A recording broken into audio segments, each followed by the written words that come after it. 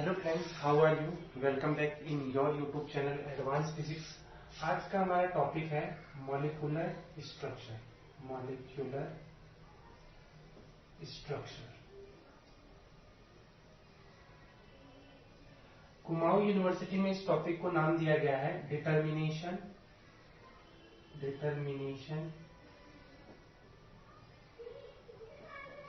Of molecular structure.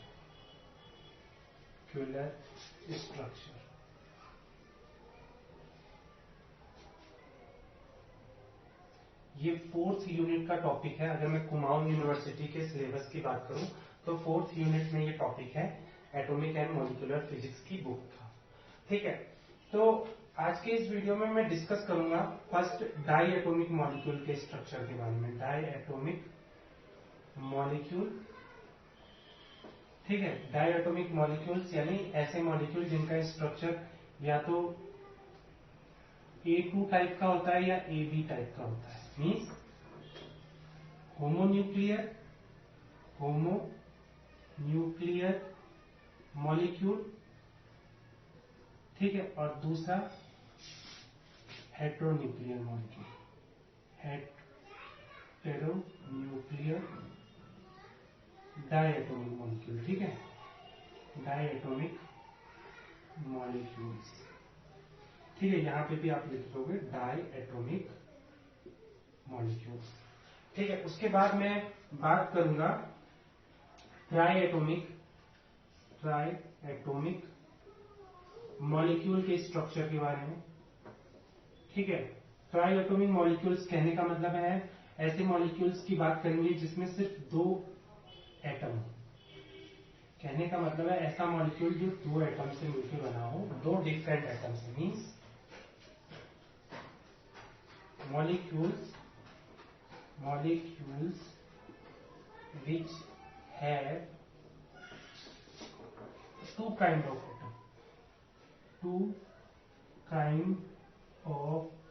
atoms in their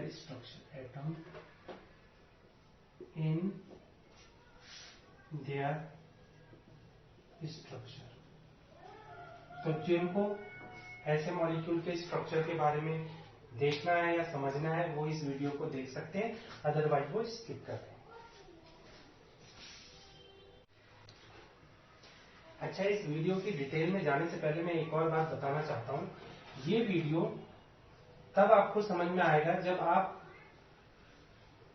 IR, जिसे हम infrared spectra कहते हैं, ठीक है। इंफ्रारेड स्पेक्ट्रा यानी इंफ्रारेड स्पेक्ट्रा किसकी बात कर रहा हूं? जो मैंने आपको जिसमें PR और PQR ब्रांचेस पढ़ाई थी। क्लियर हो गई बात? अब आप कहोगे कि सर IR स्पेक्ट्रा आपने या इंफ्रारेड स्पेक्ट्रा PR और PQR ब्रांच आपने किसमें पढ़ाई होंगी? तो उस टॉपिक को मैंने नाम दिया था वाइब्रेशनल रोटेशनल स्पेक्ट्रा। तो मतलब जरूरत नहीं है कि आप इसका ये वीडियो देखो इस टॉपिक को समझने के लिए। हाँ, लेकिन अगर आपको डीप नॉलेज चाहिए तो पहले उसका वीडियो देखिएगा। पहले ये वाइब्रेशनल रोटेशनल स्पेक्ट्रा का मैं ऑलरेडी वीडियो बना चुका हूं, आप देख सकते हैं, ठीक है। नहीं तो देखने की जरूरत नहीं है, मैं यहाँ कोशिश करूंगा समझ जाओ। एक तो आपको IR स्पेक्ट्रा के बारे में पता होना चाहिए और दूसरा आपको रमन स्पेक्ट्रा के बारे में पता होना चाहिए। रमन स्पेक्ट्रा के बारे में पता होना चाहिए। क्लियर हो गई बात? अगर इन दोनों स्पेक्ट्रा के बारे में पता है तो एक और बेसिक चीज मैं बता दूं, जो IR स्पेक्ट्रा होता है ये एक एब्जॉर्प्शन स्पेक्ट्रा होता है। एब्जॉर्प्शन स्पेक्ट्रा होता है, याद रखना, ठीक है। और जो रमन स्पेक्ट्रा होता है ये एक इमिशन स्पेक्ट्रा होता है। इमिशन स्पेक्ट्रा होता है, क्योंकि होगा क्या कि आपको एक ही फ्रीक्वेंसी पे आपको IR स्पेक्ट्रा भी मिलेगा और रमन स्पेक्ट्रा भी मिलेगा। अब आप कहोगे कि सर क्यों एक ही फ्रीक्वेंसी पे हम कह रहे हैं IR स्पेक्ट्रा मिल रहा है और रमन? बिकॉज एक ही फ्रीक्वेंसी पे हमें एब्जॉर्प्शन स्पेक्ट्रा भी मिल रहा है, इमिशन स्पेक्ट्रा भी मिल रहा है। इसका मतलब ये है। क्लियर हो गई बात? तो यहां पे जब हम बात करेंगे रमन स्पेक्ट्रा की तो हम किसकी बात कर रहे हैं? वाइब्रेशनल रमन स्पेक्ट्रा की बात कर रहे हैं। वाइब्रेशनल रमन स्पेक्ट्रा की बात कर रहे हैं। क्लियर हो गई बात। अगर मैंने बोला कि एक मॉलिक्यूल रमन एक्टिव है, इसका मतलब उसका वाइब्रेशनल रमन स्पेक्ट्रा मिल रहा है। कहने का मतलब है, टर्मिनोलॉजी समझ लो। अगर मैं बोलूं रमन एक्टिव, इसका मतलब क्या होता है कि उस मॉलिक्यूल का हमें वाइब्रेशनल रमन स्पेक्ट्रा मिल रहा है। Means molecule so it's vibrational Raman spectra, vibrational Raman spectra. समझते रहो स्टेप बाय स्टेप, अभी डीप में जाएंगे, ठीक है। अगर मैं बोलूं IR एक्टिव, अगर मैंने बोला कि एक मॉलिक्यूल कैसा है, IR एक्टिव है, IR एक्टिव, समझ में आ रहा है। इफ वी से मॉलिक्यूल इज IR एक्टिव, ठीक है। यहां पे क्या है, इफ वी से मॉलिक्यूल इज रमन एक्टिव, तो इसका मतलब क्या है, अगर मैं कह रहा हूं कि मॉलिक्यूल IR एक्टिव है, तो इसका मतलब क्या हुआ, मीन्स मॉलिक्यूल shows its ये vibrational rotational spectra, vibrational rotational spectra. Clear हो गई बात। या आप सीधे सीधे कह सकते हो, अगर मैं कह रहा हूं मॉलिक्यूल IR एक्टिव है, इसका मतलब molecule so vibrational spectra. Generally हम IR स्पेक्ट्रा को, अगर मैं ये कहूं IR स्पेक्ट्रा क्या है, तो होता क्या है, IR स्पेक्ट्रा वाइब्रेशनल स्पेक्ट्रा होता है। बट यहां पे अगर मैं बोल रहा हूं कि मॉलिक्यूल IR एक्टिव है, तो इसका मतलब क्या हुआ कि molecule vibrational rotational spectra show कर रहा है। और वाइब्रेशनल रोटेशनल स्पेक्ट्रा में ही हमें दो टाइप के स्पेक्ट्रा मिलता है, एक जिसमें PQ ब्रांच होती है, PR ब्रांच होती है। दो टाइप के मॉलिक्यूल होते हैं, एक जिसमें PR ब्रांच मिलती है हमें। अब क्या होती है, इसके लिए आप वाइब्रेशनल रोटेशनल स्पेक्ट्रा का आप वीडियो पूरा देखें, नहीं तो कोई जरूरत नहीं है, बस हमें मीनिंग समझ में आना चाहिए। और दूसरा वाइब्रेशनल रोटेशनल स्पेक्ट्रा दूसरे टाइप का होता है, PQR ब्रांच का, ठीक है। अब इनके बारे में मैं डिटेल में बताऊंगा जब मैं ट्राइएटॉमिक मॉलिक्यूल का स्ट्रक्चर बताऊंगा, ठीक है, कि कैसे ट्राइएटॉमिक मॉलिक्यूल का स्ट्रक्चर डिटरमाइन करते हैं। अब इतनी चीज अगर आपको नोट करनी है तो पॉज करके नोट कर लो। अब स्टार्ट करते हैं मॉलिक्यूल के स्ट्रक्चर को समझना। तो बात करते हैं सबसे पहले डायएटॉमिक मॉलिक्यूल की। डायएटॉमिक मॉलिक्यूल, तो आपको पता है डायएटॉमिक मॉलिक्यूल दो टाइप के होते हैं। सबसे फर्स्ट टाइप होता है होमोन्यूक्लियर, होमोन्यूक्लियर डायएटॉमिक मॉलिक्यूल, डायएटॉमिक मॉलिक्यूल, ठीक है। और सेकंड है हेट्रोन्यूक्लियर, हेट्रोन्यूक्लियर डायएटॉमिक मॉलिक्यूल, ठीक है। एग्जाम में वैसे ये टॉपिक आता नहीं है, लेकिन सिलेबस का हिस्सा है, इसलिए मैं ये आपको, क्योंकि ये वाला जो टॉपिक है ये पूरा का पूरा केमिस्ट्री का हिस्सा हो गया, तो इसलिए फिजिक्स में ये जनरली पूछा नहीं जाता। बट अगर आ गया एग्जाम में तो आपको आंसर पता होना चाहिए। तो होमोन्यूक्लियर डायएटॉमिक मॉलिक्यूल का एक स्ट्रक्चर बनाओ तो A2 लिख सकते हो, यानी हम A का स्ट्रक्चर कैसे बना सकते हैं, एक एटम दूसरे एटम, सिंगल A एटम दूसरे सिंगल A एटम से एक बॉन्ड से कनेक्ट है, तो ये इसका स्ट्रक्चर हो गया। और हेट्रोन्यूक्लियर डायएटॉमिक मॉलिक्यूल का एग्जांपल क्या हो गया कि दोनों के दोनों ही एटम अलग अलग हैं, तो इनका भी बॉन्डिंग कैसे होगी, A सिंगल बॉन्ड B। कहने का मतलब इस तरह से बॉन्डिंग होती है। अब हमें कैसे पता चलेगा, स्पेक्ट्रा को देख के देखो, होमोन्यूक्लियर डायएटॉमिक मॉलिक्यूल सिर्फ और सिर्फ when we get only vibrational Raman spectra, when we get only vibrational Raman spectra, तो हम ये कहेंगे when we get only vibrational Raman spectra and we never, ठीक है, मतलब अगर सिर्फ मुझे वाइब्रेशनल रमन स्पेक्ट्रा मिल रहा है किसी डायटोमिक मॉलिक्यूल का, तो हम कहेंगे then molecule must be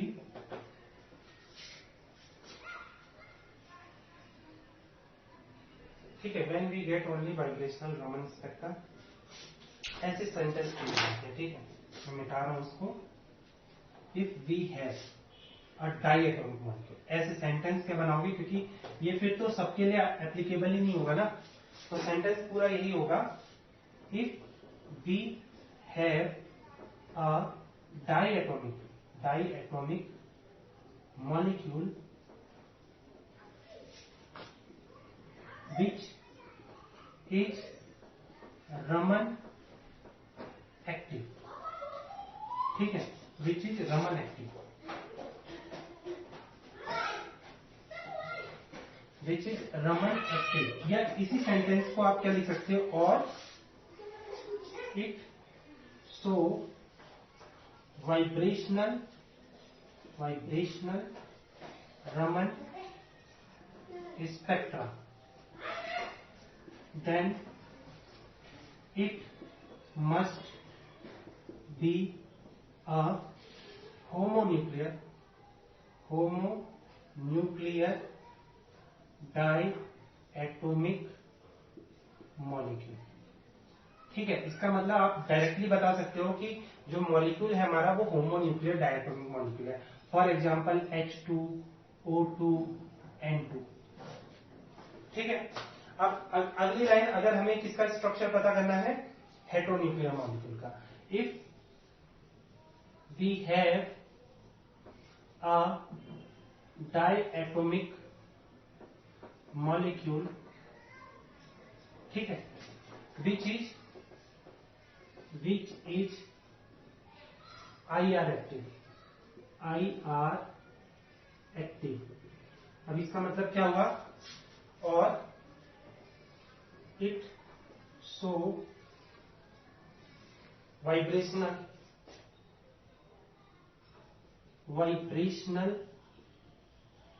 rotational spectra, ठीक है, देन इट मस्ट बी अ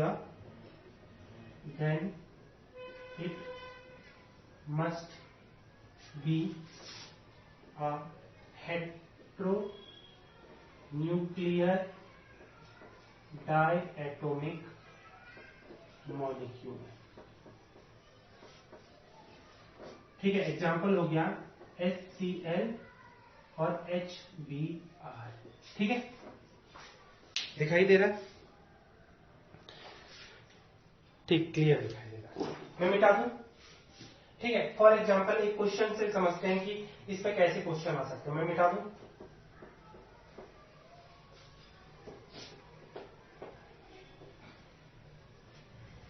ठीक है, अब एक क्वेश्चन बना देते हैं, इस पे क्वेश्चन है, ठीक है, इफ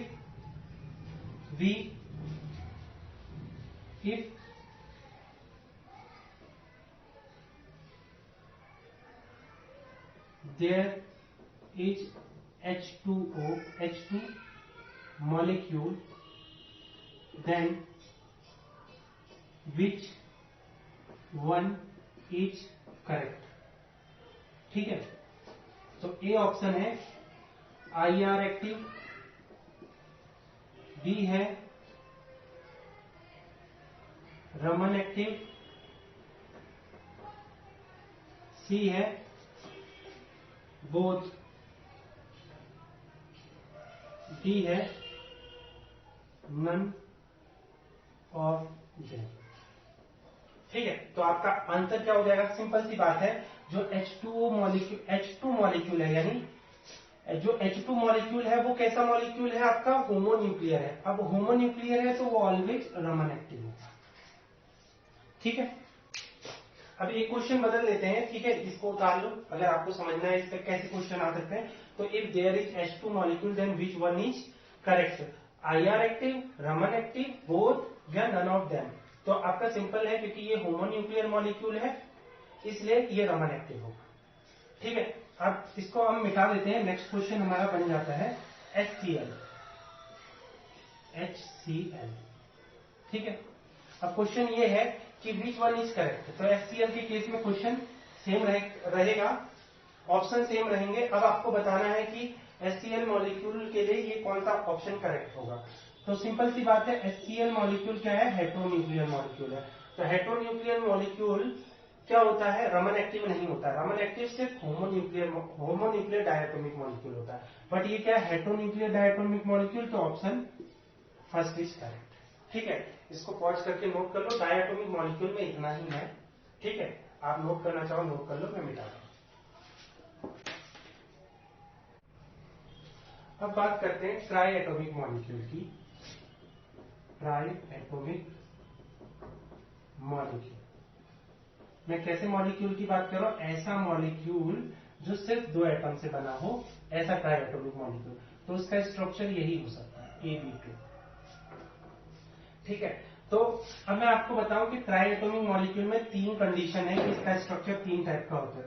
एक तो ऐसा स्ट्रक्चर हो सकता है, और एक ऐसा स्ट्रक्चर हो सकता है A, B एंड B, और तीसरा कैसा स्ट्रक्चर हो सकता है A, B and B। In structure को अलग अलग नाम दिए हैं, पहले मैं बता देता हूं। इसको बोलते हैं सेंटर ऑफ सिमेट्री। ठीक है, सेंटर ऑफ सिमेट्री अभी समझाता हूं। ठीक है, इस स्ट्रक्चर को कहते हैं लीनियर एसिमेट्रिक, और इस स्ट्रक्चर को हम कहते हैं बेंड स्ट्रक्चर। पहले तो आपको नाम पता होना चाहिए, क्योंकि डायरेक्टली एग्जाम में नाम से ही आ जाता है कि आप बताओ, ऑप्शन देखिए कि AB2 कैसा है, सेंटर ऑफ सिमेट्री का स्ट्रक्चर है, या लीनियर एसिमेट्रिक स्ट्रक्चर है, या बेंड स्ट्रक्चर है। देखो, सेंटर ऑफ सिमेट्री का मतलब क्या होता है वो मैं बता देता हूं। जैसे फॉर एग्जांपल मेरे पास CO2 मॉलिक्यूल है। तो CO2 मॉलिक्यूल का स्ट्रक्चर क्या होता है, C एक ऑक्सीजन से और दूसरा इस तरफ ऑक्सीजन से कनेक्टेड होता है। तो सेंटर ऑफ सिमेट्री कहने का मतलब है जो इसका सेंटर है, मॉलिक्यूल का सेंटर कहाँ होगा, यहाँ। अब उस सेंटर से अगर आप एक डायरेक्शन में चल रहे हो, और जिस डिस्टेंस पे, फॉर एग्जांपल x डिस्टेंस पे मुझे ऑक्सीजन मिल रहा है, ऑक्सीजन एटम, तो जस्ट इसके रिवर्स डायरेक्शन में, जब मैं जस्ट इसके अपोजिट डायरेक्शन में मूव करूंगा और उसी पोजीशन पे मुझे सेम एटम मिलेगा, तो ये क्या हो गया, सेंटर ऑफ सिमेट्री का स्ट्रक्चर हो गया। क्लियर हो गई बात, सेंटर ऑफ सिमेट्री क्या हो गया। कहने का मतलब है, फॉर एग्जांपल मेरे पास कोई एक ऐसा मॉलिक्यूल है, फॉर एग्जांपल ऐसे दे देते हैं A, B, D, B और B। वैसे ऐसा मॉलिक्यूल होता नहीं, ठीक है, लेकिन मैं मान ले रहा हूं। ठीक है, तो मॉलिक्यूल क्या होता है, कहने का मतलब है सेंटर पे क्या है A, तो अगर हम B की डायरेक्शन में जा रहे हैं x डिस्टेंस पे, तो इसके अपोजिट जाएंगे x डिस्टेंस पे, तो मुझे B ही मिलेगा। ऐसी अगर मैं y डिस्टेंस पे इस डायरेक्शन में जा रहा हूं, B मिल रहा है, तो अगेन मैं y डायरेक्शन में अपोजिट जाऊंगा तो मुझे B मिल जाए, इसे हम C कर देते हैं। इस टाइप का स्ट्रक्चर तो मिलता ही है। ठीक है, तो कहने का मतलब है ये दोनों ही टाइप के स्ट्रक्चर, जिसमें हम जब एक डायरेक्शन में x डिस्टेंस जाते हैं और हमें कोई एटम या ग्रुप मिलता है, और उसी की जस्ट अपोजिट डायरेक्शन में x डिस्टेंस अगर चलते हैं, हमें सेम एटम या ग्रुप मिलता है, तो ऐसे एटम को हम सेंटर ऑफ सिमेट्री, या ऐसे मॉलिक्यूल को हम सेंटर ऑफ सिमेट्री कहते हैं। ठीक है, तो आई होप आपको सेंटर ऑफ सिमेट्री समझ में आ गया होगा।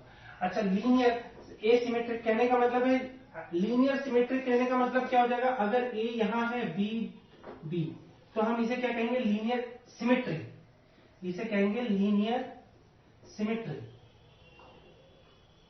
ठीक है, इसे लीनियर सिमेट्री कहेंगे, जैसे कि ये। बट जब एक जो क्या कहते हैं सिंगल एटम है, और जो 2 सेम एटम है वो एक तरफ होते हैं, और जो अलग एटम होता है वो एक तरफ होता है, तो इसको हम लीनियर एसिमेट्रिक स्ट्रक्चर कहते हैं। और बेंट तो आपको समझ में आ रहा है, इसमें बेंट है तो इसलिए इसे बेंट स्ट्रक्चर कहते हैं। ठीक है, आई होप आपको ये स्ट्रक्चर का कॉन्सेप्ट तो समझ में आ गया होगा। तो हमारे पास 3 टाइप के स्ट्रक्चर होते हैं, पॉज करके आप नोट करना चाहो तो नोट कर लो। ठीक है, अब होता क्या है कि मॉलिक्यूल का स्ट्रक्चर ऐसा होगा या ऐसा होगा या ऐसा होगा, इसको बताने के लिए कुछ रूल हमें समझने होंगे। तो मैं रूल फटाफट लिख देता हूं और फिर स्टेप बाय स्टेप हम मॉलिक्यूल के स्ट्रक्चर को समझना शुरू करते हैं। ठीक है, इसे नोट करना चाहो तो नोट कर लो, मैं मिटा रहा हूं। तो फिर स्टार्ट करते हैं समझना स्ट्रक्चर ऑफ AB2 मॉलिक्यूल। तो सबसे फर्स्ट रूल जो है उसका एक स्पेशल नाम है रूल ऑफ म्यूचुअल एक्सक्लूजन, या इसको दूसरा नाम दे सकते हैं mutual exclusion principal.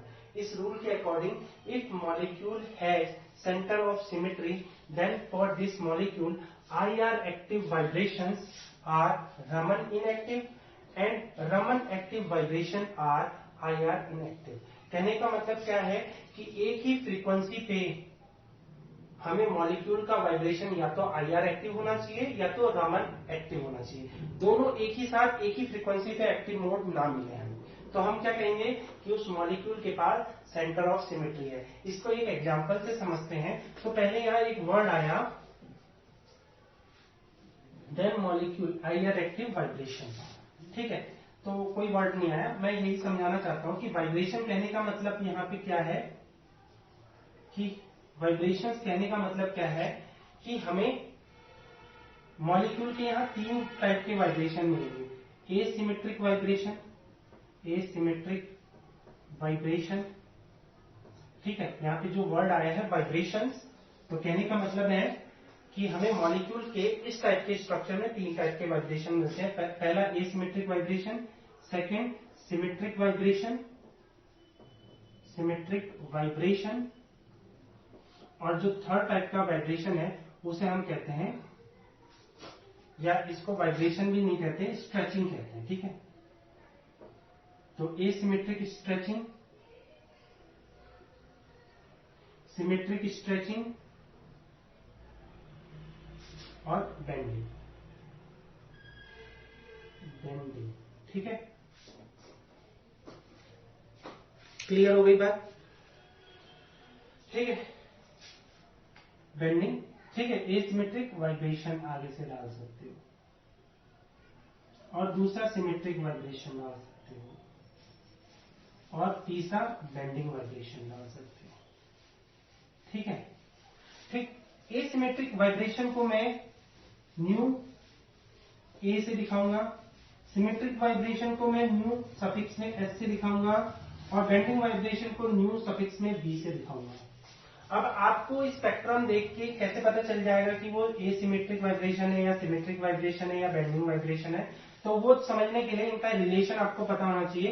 Asymmetric vibration की फ्रीक्वेंसी या वेव नंबर सबसे ज्यादा होता है, उसके बाद सिमेट्रिक वाइब्रेशन का वेव नंबर उसके बाद आता है, और सबसे कम फ्रीक्वेंसी या वेव नंबर किसका होता है? Asymmetric vibration, sorry bending vibration का। ठीक है, ये क्या हो गया? Frequency relation, frequency relation. अगर मैं कहूं कि वेव नंबर रिलेशन, तो वेव नंबर को मैं कैसे रिप्रेजेंट करता हूं? फ्रीक्वेंसी के ऊपर बार लगा के। तो वेव नंबर रिलेशनशिप भी सेम होता है। ठीक है, वेव नंबर, फ्रीक्वेंसी को हम सेकेंड इनवर्स से दिखाते हैं और वेव नंबर को हम सेंटीमीटर इनवर्स से दिखाते हैं। ठीक है, सेंटीमीटर इनवर्स में भी यही रिलेशन होता है। ये क्या है? Wave number relation, wave number relation. ठीक है, इतनी बात समझ में आ गई? ठीक है, इसको नोट करना चाहो तो नोट कर लो। यहाँ पे जब मैं वाइब्रेशन की बात कर रहा हूं तो मॉलिक्यूल इस टाइप के स्ट्रक्चर का, जो ट्राई एटॉमिक मॉलिक्यूल होते हैं, जो AB2 वाले स्ट्रक्चर होते हैं, वो तीन ही टाइप के वाइब्रेशन शो करते हैं। और कैसे पहचानेंगे? इनके फ्रीक्वेंसी या वेव नंबर रिलेशनशिप से हम पहचान सकते हैं। ठीक है, मैं मिटा दूं, पॉज करके आप नोट करते रहा करो। अब देखो, एक स्ट्रक्चर दिखा देते हैं। ठीक है, फिर हम क्वेश्चन देते हैं। क्वेश्चन से समझते हैं कि ये रूल काम कैसे करेगा। क्वेश्चन है, if AB2 molecule has following IR and Raman data. ठीक है, डाटा यानी स्पेक्ट्रा ही। ठीक है, तो कैसे स्पेक्ट्रा है? यहां पे वाइब्रेशन दिया है, वाइब्रेशन दिया है, यहां बताया है कि IR एक्टिव कौन सा है। ठीक है, इसे IR एक्टिव नहीं, IR ही बोलेंगे, और इधर हम रमन लिख देते हैं कि रमन का बैंड हमें या रमन की स्पेक्ट्रम हमें कब मिल रहा है। ठीक है, इस तरह से टेबल बनी होगी। ठीक है, तो डेटा लिख देता हूं 1330 सेंटीमीटर इनवर्स। ठीक, सेकंड है हमारा 667 सेंटीमीटर इनवर्स। और तीसरा है हमारे पास 2349। ठीक, 2349 सेंटीमीटर इनवर्स। तो इनमें से आपको पता चल गया होगा, क्योंकि हमें 3 ही फ्रीक्वेंसी मिलनी चाहिए, 3 अलग अलग वाइब्रेशन के लिए। ठीक है, अब आप इसमें से बता सकते हो कि एसिमेट्रिक स्ट्रेचिंग वाइब्रेशन कौन सा है। ये जिसकी फ्रीक्वेंसी सबसे या वेव नंबर सबसे ज्यादा है वो इस एसिमेट्रिक वाइब्रेशन है। और बेंडिंग वाइब्रेशन जिसकी फ्रीक्वेंसी या वेव नंबर सबसे कम, यानी ये हो गया एसिमेट्रिक स्ट्रेचिंग, और ये हो गया बेंडिंग, और ये सिमेट्रिक स्ट्रेचिंग। समझ में आ गया कैसे पता चल गया। इसकी फ्रीक्वेंसी या वेव नंबर रिलेशनशिप को देख के आप बता सकते हो कि कौन सा वाइब्रेशनल मोड है ये। ठीक है, ये बस समझा रहा था। ठीक है, अब कुछ डेटा मेरे पास दिया है, वो दिया है सबसे पहला है हमारे पास इनएक्टिव।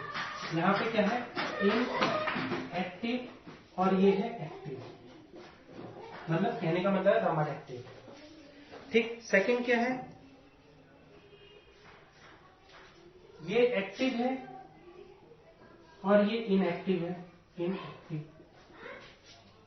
क्लियर हो गया।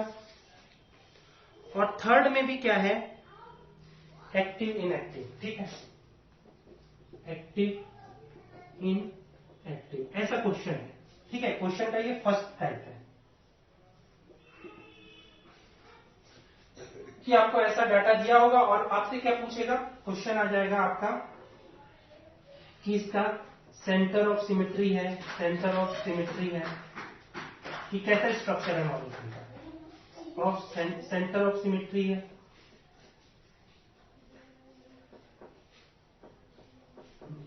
या आपका बी ऑप्शन करेक्ट है। बी ऑप्शन में हम डाल देते हैं लीनियर एसिमेट्रिक, एसिमेट्रिक, और सी में हम डाल देते हैं बेंट स्ट्रक्चर, और डी में डाल देते हैं नन ऑफ एबव। ठीक है, अब आपको इस डेटा से बताना है। तो सीधी सीधी बात है, इस डेटा से आपको ये पता चल जाएगा। यहां पे क्या है, फर्स्ट रूल ही इस इक्वेशन के आंसर को बता सकता है। फर्स्ट रूल क्या कहता है, इफ मॉलिक्यूल है centre of symmetry then this molecule है I R active vibration are Raman inactive. तो देखो, I R active vibration Raman inactive है, I R active vibration Raman inactive है। एंड सेकंड स्टेटमेंट क्या है, कह रहा है Raman active vibration are I R inactive. तो रमन एक्टिव वाइब्रेशन क्या है, आई आर इनएक्टिव है। तो इस क्वेश्चन का आंसर क्या है, मॉलिक्यूल का स्ट्रक्चर कैसा होगा, सेंटर ऑफ सिमेट्री। कहने का मतलब है जो ये मॉलिक्यूल होगा वो कैसा होगा, ए बी बी। ठीक है, यहां तक कि इस क्वेश्चन को ऐसे भी घुमा सकते थे। ठीक है, आपको डायरेक्टली बोलते हैं CO2 मॉलिक्यूल है following I R and Raman data, तो CO2 की सिमेट्री कैसी होगी, तो आप कहोगे centre of symmetry, because CO2 का बॉन्ड कैसा होता है, C double bond O double bond O। तो इस तरह से ये सेंटर ऑफ सिमेट्री होती है। क्यों, क्योंकि हम अगर इससे x डिस्टेंस पे जा रहे हैं, तो फॉर एग्जांपल C से x डिस्टेंस पे जा रहे हैं तो O एटम मिल रहा है। ऐसे इसके अपोजिट डायरेक्शन में x डिस्टेंस पे जाएंगे तो अगेन एक O एटम मिल रहा है। इसका मतलब ये जो स्ट्रक्चर है वो सेंटर ऑफ सिमेट्री को शो कर रहा है। ठीक है, इसी डेटा को वो और अच्छी तरह से आपको दे सकते थे, या ऐसे दे सकते थे। इसी क्वेश्चन को और थोड़ा मॉडिफाई करके ऐसे दे सकते थे कि इसे सिमेट्रिक स्ट्रेचिंग बोल देते हैं, जहां पे खाली फ्रीक्वेंसी ना देते, यहां पे बोल देते हैं सिमेट्रिक स्ट्रेचिंग, और इसको बोल देते बेंडिंग। ठीक है, बेंडिंग, और इसको बोल देते एसिमेट्रिक स्ट्रेचिंग। सिर्फ इतना दे देते, डेटा ना देते या वेव नंबर ना देते या फ्रीक्वेंसी ना देते और आपसे डायरेक्टली पूछते कि जब सिमेट्रिक स्ट्रेचिंग हो रही है तो IR एक्टिव है, रमन इनएक्टिव है, बेंडिंग हो रही है तो एक्टिव IR एक्टिव है, रमन इनएक्टिव है, और एसिमेट्रिक स्ट्रेचिंग हो रही है तो IR एक्टिव और रमन इनएक्टिव है। तो क्वेश्चन के डिफरेंट टाइप हो सकते हैं, बट आपको ये कंसेप्ट याद रखना है कि जो वाइब्रेशन IR इनएक्टिव होंगे वो रमन एक्टिव अगर हैं तो हमारा जो स्ट्रक्चर होगा वो सेंटर ऑफ सिमेट्री को फॉलो करेगा। ठीक है, इतनी बात अगर आपको नोट करनी है तो नोट कर लो, नहीं तो मैं मिटा रहा हूं। बचे हुए रूल मैंने आपकी स्क्रीन के सामने लिख दिए हैं। सेकंड रूल के according some oblique all normal mode of vibration are active in both Raman and IR, then molecule does not possess centre of symmetry. अगर जस्ट उसका उल्टा होता है, कहने का मतलब है एक mode of vibration Raman active भी हो और IR एक्टिव भी हो किसी मॉलिक्यूल का, तो हम ये कहेंगे कि मॉलिक्यूल के पास सेंटर ऑफ सिमेट्री नहीं है। Then molecule has either bent structure और लीनियर स्ट्रक्चर। तो बचे हुए दो स्ट्रक्चर मॉलिक्यूल के पास हो सकते हैं, हम ये आइडिया लगा लेंगे सेकंड रूल के बाद। ठीक है, अब कौन सा स्ट्रक्चर है वो डिटरमाइन करने के लिए हमें थर्ड रूल को देखना पड़ेगा। इफ एसिमेट्रिक स्ट्रेचिंग, आपको सिर्फ एसिमेट्रिक स्ट्रेचिंग वाइब्रेशन देखना है। एसिमेट्रिक स्ट्रेचिंग वाइब्रेशन कौन सा होता है? जिसकी फ्रीक्वेंसी या वेव नंबर मैक्सिमम होता है। Is parallel vibration. ठीक है, तो आपको PR और PQR डेटा देगा।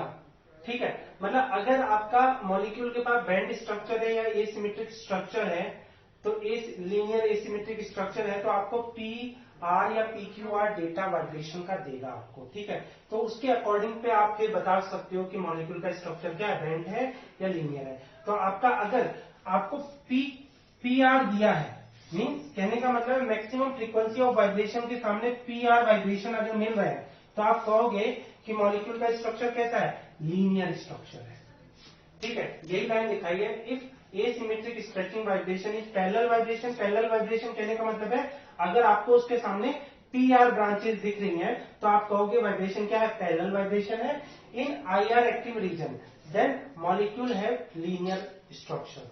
ठीक है, has linear structure, linear asymmetric structure कह सकते हैं। ठीक है, has linear asymmetric structure. Clear हो गई बात। और सेकंड फोर्थ रूल क्या कहता है, if asymmetric stretching vibration is perpendicular vibration. Perpendicular vibration का पता चलेगा जब आप देखोगे कि मैक्सिमम फ्रीक्वेंसी ऑफ वाइब्रेशन के सामने PQR ब्रांच दिख रही है in IR active region, then molecule has band structure. ठीक है, यानी आपको एक एग्जांपल से इस चीजों को मैं समझाने की कोशिश करता हूं। तो एक एग्जांपल है हमारे पास, if a molecule AB2 has following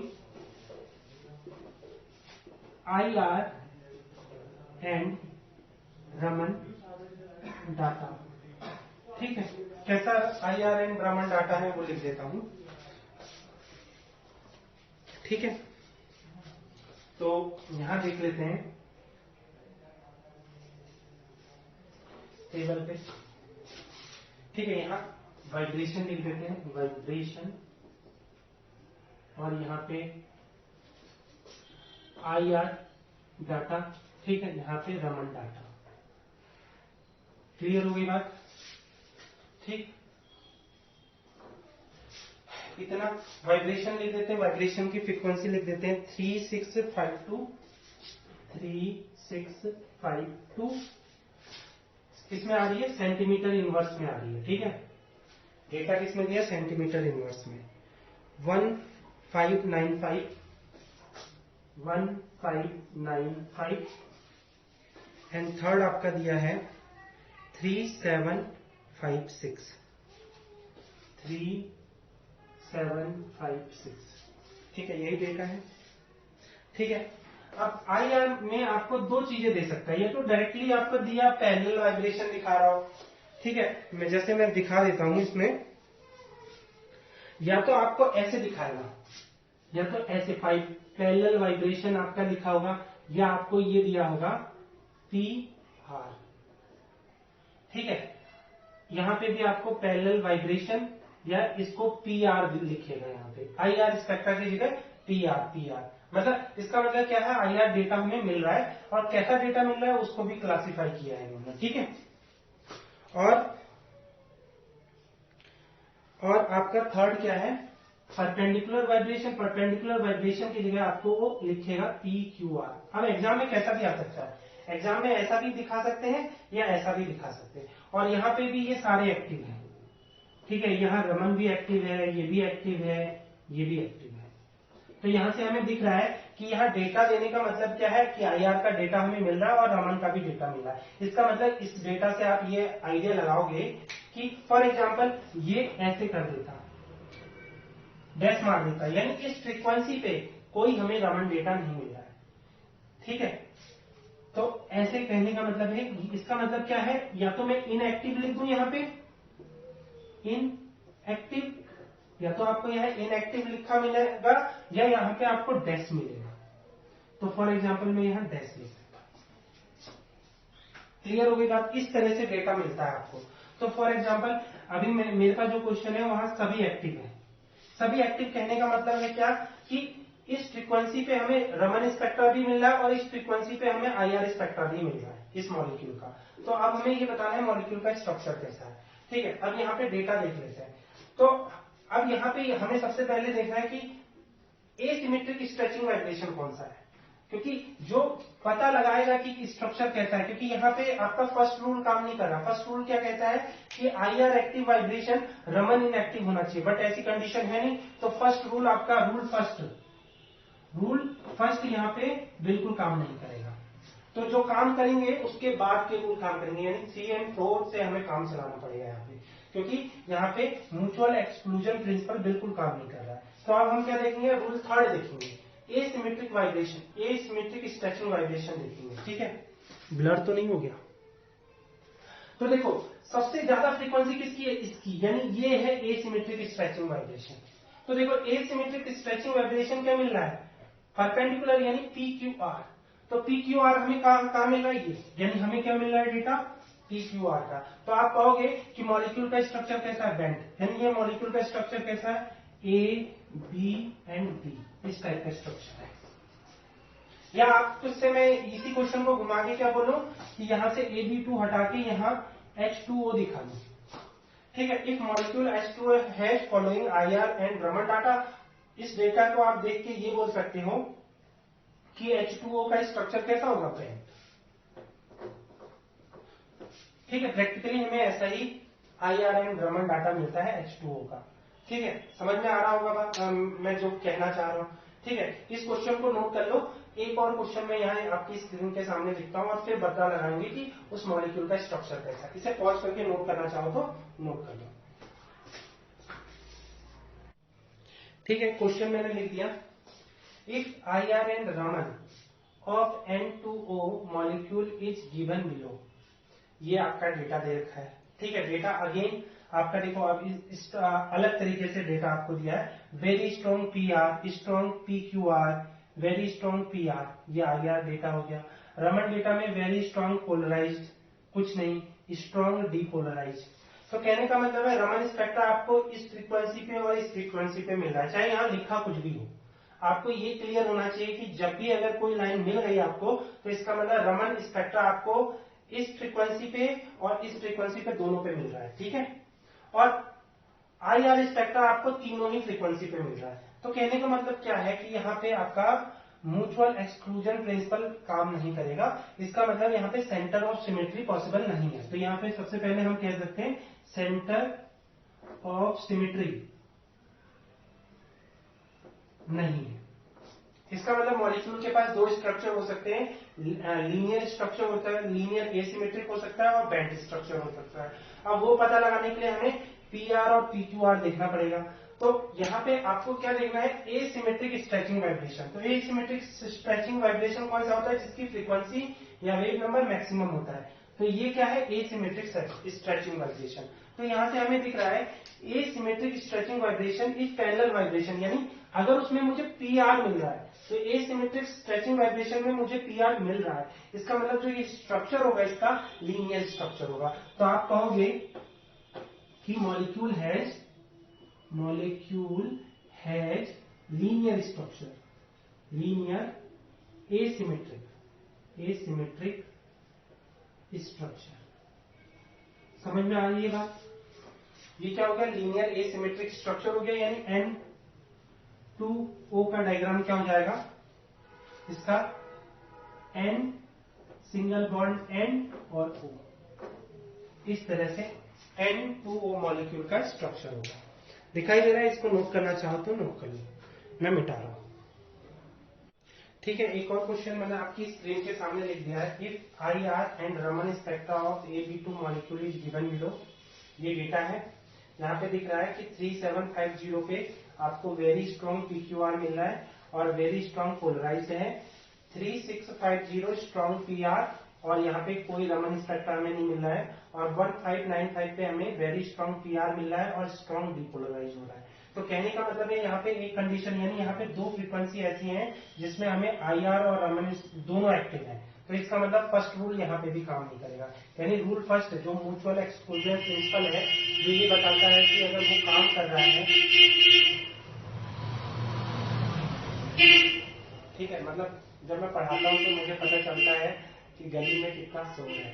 ठीक है, तो कहने का मतलब फर्स्ट रूल यहाँ काम नहीं कर रहा। फर्स्ट रूल ही बताता है कि मॉलिक्यूल सेंटर ऑफ सिमेट्री का है या नहीं है। तो यहाँ पे सेंटर ऑफ सिमेट्री कहने का मतलब मॉलिक्यूल का स्ट्रक्चर ABB ये नहीं हो सकता, बिकॉज ये सेंटर ऑफ सिमेट्री है और उसके लिए म्यूचुअल एक्सक्लूजन प्रिंसिपल को काम करना चाहिए, बट यहाँ काम नहीं कर रहा है। कहाँ पे फेल हो जा रहा है? यहाँ पे भी हमें इस फ्रीक्वेंसी के लिए हमें IR स्पेक्ट्रा भी मिल रहा है, रमन स्पेक्ट्रा भी मिल रहा है। बोले तो कि इस फ्रीक्वेंसी के लिए ये IR एक्टिव भी है और रमन एक्टिव भी है, और इस फ्रीक्वेंसी के लिए भी ये मॉलिक्यूल IR एक्टिव भी है और रमन एक्टिव भी है। इसका मतलब म्यूचुअल एक्सक्लूजन प्रिंसिपल फेल, यानी मॉलिक्यूल का स्ट्रक्चर सेंटर ऑफ सिमेट्री वाला बिल्कुल नहीं है। तो अब क्या करना चाहिए? अब हमें रूल थर्ड एंड फोर्थ देखना है। तो यहाँ पे एसिमेट्रिक स्ट्रेचिंग वाइब्रेशन कौन सा है जिसकी फ्रीक्वेंसी मैक्सिमम है, यानी ये है।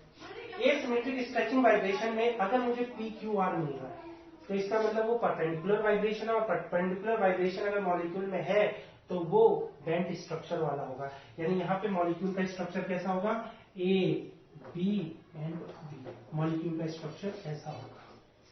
ठीक है, ठीक है, मतलब ओवरऑल मैंने कोशिश की कि आपको MSc में अगर एग्जाम में या किसी कंपटीशन एग्जाम में ऐसा क्वेश्चन है स्ट्रक्चर ऑफ AB2 मॉलिक्यूल, तो आपको क्या क्या लिखना है मैंने आपको इस वीडियो में पूरा समझाने की कोशिश की है। बट फाइनली एक लास्ट क्वेश्चन हम डिस्कस कर लेते हैं, उसके बाद ये वीडियो खत्म करते हैं। ठीक है, ओके, तो नोट करना है तो नोट कर लो, मैं मिटा रहा हूं। आज के वीडियो का लास्ट क्वेश्चन मैंने आपकी स्क्रीन के सामने लिख दिया है। If IR and Raman spectra of AB2 molecule is given, then molecule has structure. आपके पास चार ऑप्शन है, कौन सा ऑप्शन सही होगा? तो सबसे पहले ये बताओ कि क्या इसमें रूल फर्स्ट काम कर रहा है? अगर रूल फर्स्ट काम कर रहा है तो रूल सेकंड, थर्ड, फोर्थ काम नहीं करेंगे, और अगर रूल फर्स्ट काम नहीं कर रहा है तो रूल सेकंड, थर्ड, फोर्थ आपको लगाने हैं। ठीक है, तो यहां पे देख लेते हैं। इस फ्रीक्वेंसी पे आपको क्लियरली दिख रहा है कि IR एक्टिव भी है, रमन एक्टिव भी है, यानी बोथ एक्टिव, यानी एक वाइब्रेशन मोड पे IR एक्टिव और रमन एक्टिव दोनों ही है। इसका मतलब फर्स्ट रूल यानी म्यूचुअल एक्सक्लूजन प्रिंसिपल काम नहीं करेगा। इसका मतलब लीनियर सिमेट्रिक स्ट्रक्चर पॉसिबल नहीं है, जिसे हम सेंटर ऑफ सिमेट्री भी बोलते हैं, ये पॉसिबल नहीं है, तो ये गलत। ठीक है, अब सेकंड क्वेश्चन क्या है कि अब सेकंड हमें देखना है कि पता लगाने के लिए अब हमें ये पता चल गया या तो उसका बेंट स्ट्रक्चर होगा या तो उसका लीनियर एसिमेट्रिक स्ट्रक्चर होगा। अब इन दोनों में से कौन सा होगा ये देखना है, और वो पता लगाने के लिए हमें हाईएस्ट फ्रीक्वेंसी जो एसिमेट्रिक स्ट्रेचिंग वाइब्रेशन शो कर रही है वो क्या है? PR है। PR कब मिलता है? जब हमें पैरेलल वाइब्रेशन मिलता है। इसका मतलब इस फ्रीक्वेंसी पे मॉलिक्यूल पैरेलल वाइब्रेशन कर रहा है। पैरेलल वाइब्रेशन करने का मतलब हमें PR ब्रांच मिलेंगी, और PR ब्रांच मिलने का मतलब क्या है? मॉलिक्यूल लीनियर सिमेट्री वाला होगा। इसका मतलब जो हमारा आंसर होगा कि मॉलिक्यूल लीनियर एसिमेट्रिक स्ट्रक्चर लेगा, यानी आंसर क्या हो जाएगा ये, क्योंकि रीजन क्या है? मॉलिक्यूल के पास पैरेलल वाइब्रेशन है जिसे हम PR ब्रांच से रिप्रेजेंट करते हैं, ठीक है, यानी मॉलिक्यूल के पास पीआर ब्रांच मिल रही है हमें, वो भी एसिमेट्रिक स्ट्रेचिंग पे, तो हम कहेंगे मॉलिक्यूल कैसा है, लीनियर है, एसिमेट्रिक है, यानी मॉलिक्यूल का स्ट्रक्चर क्या होगा, ए बी और बी वाला। ठीक है आंसर। तो फिजिक्स में मॉलिक्यूल के स्ट्रक्चर पे इतना ही इनफ है पढ़ना। अगर इसके ऊपर भी अगर मुझे डेटा मिल गया, फॉर एग्जांपल कैसा कि AB3 मॉलिक्यूल के स्ट्रक्चर पे अगर मुझे डेटा मिल गया, तो मैं इसका स्ट्रक्चर भी आपको कैसे आइडेंटिफाई करते हैं वो भी बताऊंगा। ठीक है, तो इस वीडियो के लिए इतना ही। Okay bye.